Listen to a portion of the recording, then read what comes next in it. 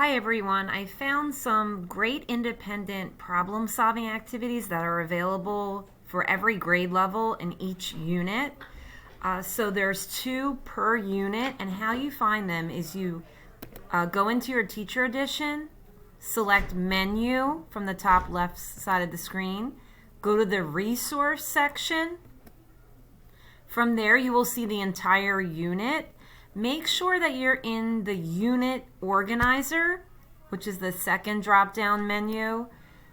And then you can go, it'll say independent problem solving. So you click in that section, and then there are two activities with the solutions for each unit.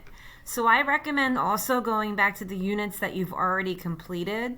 This is a great way to provide more differentiation and enhancement activities for the students during your math block.